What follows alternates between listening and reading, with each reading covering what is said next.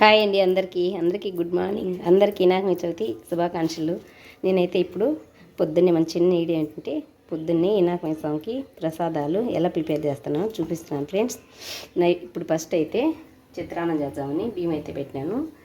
స్వామివారికి ఉండ్రాళ్ళు, అలాగే కుడుములు, తీపి కుడుములు, జిల్లేడికాయలు, ఇంకా తాలికలు కూడా పాయసం కూడా చేసుకోవచ్చు ఈ బీప్ పిండితో. ఈ బీప్ పిండితో అయితే ఎన్నో రకాలు చేసుకోవచ్చు ఫ్రెండ్స్. నేనైతే ఇప్పుడు కొన్ని రకాలు అయితే చేస్తున్నాను. చూడండి, నేను 1.5 కప్పు, ఈ కప్పుతో 1.5 కప్పు బీప్ పిండి తీసుకున్నాను. బియ్యం అయితే నేనే ఫ్రెండ్స్ నిన్న కడిగి ఆరబోసుకొని మిక్సీ పట్టుకున్నాను. చూడండి, రవ్వ కూడా దండిగా ఉండదు.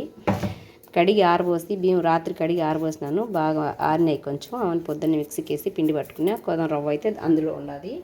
ఇప్పుడైతే 1.5 కప్పు బీప్ పిండి, అందులోకి అయితే బాగా తీగా కుడుములు తినాలనుకున్న వాళ్ళు అయితే 1 కప్పు అయినా వేసేసుకోవచ్చు. నేనైతే అంత తీపి ఎందుకు లేని చెప్పి 3/4 కప్పు అయితే బెల్లం వేస్తున్నాను. ఇది ఎలా చేస్తానో చూపిస్తాను చూడండి ఫ్రెండ్స్. ఈజీగా అయిపోతుంది. అన్నం అయ్యే లోపల ఈ కుడుములు అన్నీ కూడా స్వామివారికి రెడీ అయిపోతాయి. ఆ రవ్వతో కూడా రవ్వ లడ్డు కూడా చేసేయచ్చు. కానీ టైం ఉంటే అది కూడా ట్రై చేస్తా. టైం లేకపోతే ఇంతవరకు చేసి పెట్టేస్తాను.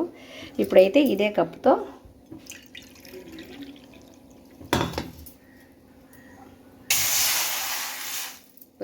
పెట్టి ఇదే కప్పుతో 2 కప్పులు అయితే వాటర్ తీసుకున్నాం ఫ్రెండ్స్. 1 కప్పుకి వచ్చేసి 1.5 కప్పు నీళ్ళు కావాలి. నాకు వచ్చేసి 1.5 కప్పు కాబట్టి నేను 3 కప్పులు నీళ్ళు అయితే వేసేసుకుంటున్నాను పిండికి.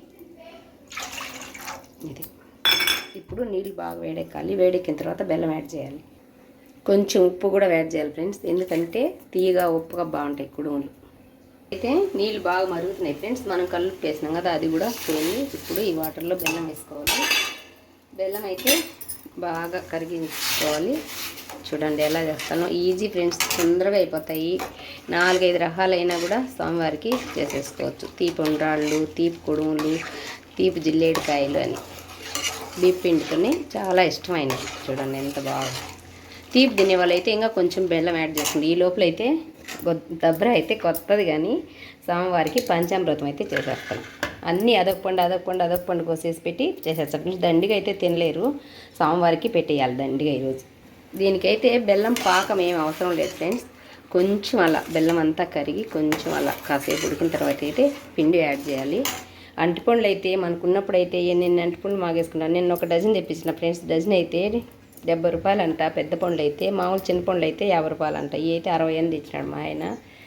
పెరుగు నేనే రాత్రి కాంచి పాలు సేవరేసుకున్నా. పాలు పొద్దున్నే ఫ్రెష్గానే, ఆవు పాలు అయితే కాదు ఫ్రెండ్స్, అబద్ధాలు ఎందుకు స్వామికి పెడతా. మన గేదె పాలు, గేదె పెరిగే. ఆవు పాలు అయితే దొరకవు మాకు. అన్నీ కొలతల ప్రకారం వేసుకుంటాను. చక్కగా వచ్చేది పంచామృతం కూడా. 1 గ్లాస్ పాలు అయితే 1 గ్లాస్ పెరుగు, అన్నీ ఒక్కొక్క పండు. అంటిపండ్లు అయితే 3 వేస్తాను. చక్కెర కూడా గ్లాస్ వేస్తాను, కొంచెం తేనె.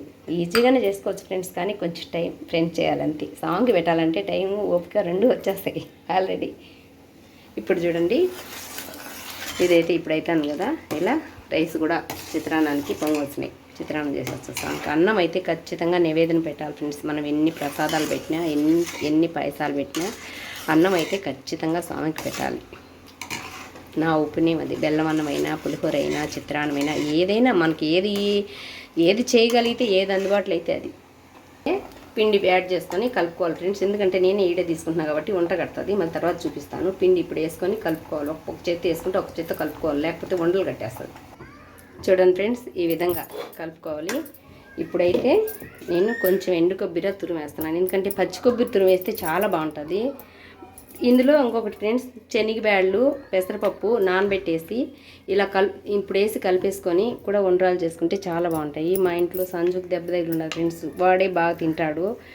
సీమ్ ఎక్కుతాయిలే అని చెప్పేసి నేను పచ్చి కొబ్బరి ఆల్రెడీ చూడండి 2 చిప్పలు ఉండాలి. ఉన్నా కూడా నేను ఎండు కొబ్బరి అయితే కొంచెం వేసిన. కొబ్బరి అయితే ఖచ్చితంగా వేయాలి, లేకపోతే బాగుండదు.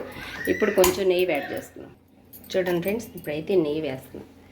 నెయ్యి కొంచెం వేస్తే ఉండ్రాళ్ళు అనేవి సాఫ్ట్గా బాగా వచ్చాయి. ఎందుకంటే మన ఇంట్లో నెయ్యి ఇది కూడా ఫ్రెండ్స్, నెయ్యి కొనేటి కాదు, ఇంట్లోదే మంచిది కదా. కొనేదానికన్నా కూడా మనం అయితే ఫ్రెష్గా చేసుకుంటాం కదా. కొంచెం వేడెక్కిందనుకో.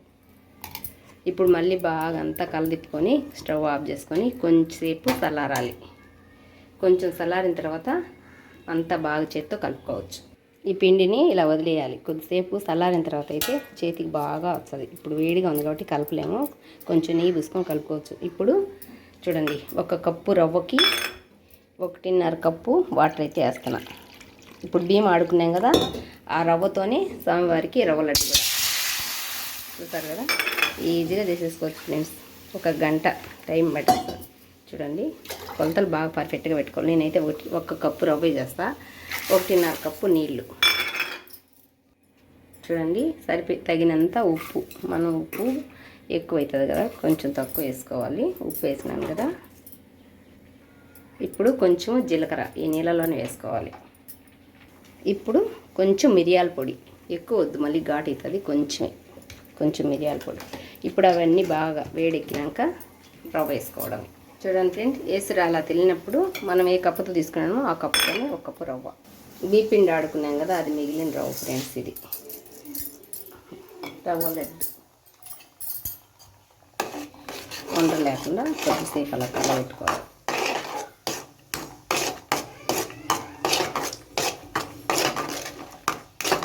మనం ఈ మిరియాల పొడి వేసినాం కాబట్టి కొంచెం కలరు చేంజ్ అయింది.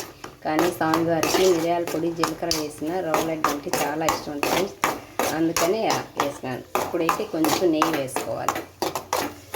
కొంచెం దగ్గరికి వచ్చేసింది కదా, ఇప్పుడైతే 1 స్పూన్ నెయ్యి వేస్తాను. నెయ్యి వేస్తే లడ్డులు బాగుంటాయి. నెయ్యి వేస్తాను.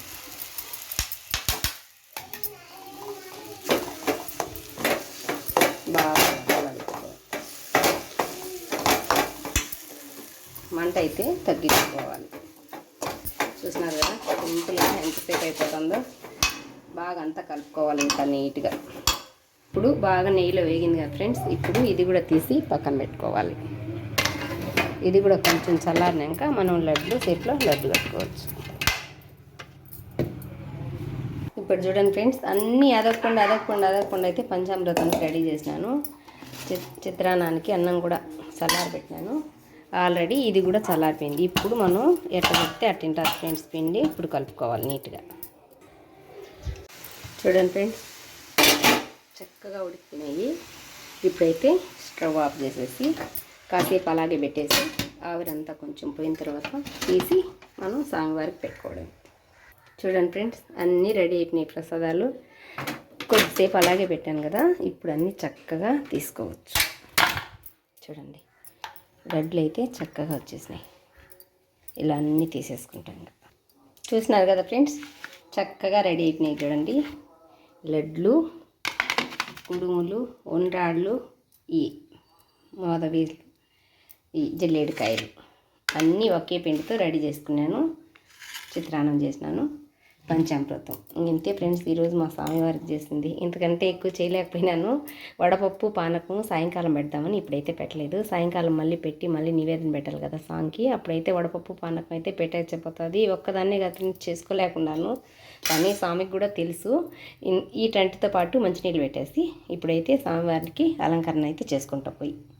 చాలా సాఫ్ట్గా వచ్చినాయి చూడండి ఫ్రెండ్స్. ఉండ్రాళ్ళు కూడా చాలా అంటే చాలా బాగున్నాయి. తీపి ఉండ్రాళ్ళు, తీపి లడ్డు, తీపి మోదవులు, తీపి కుడుములు, తీపి జిల్లేడికాయలు, అన్నీ తీపితో స్వామివారికి.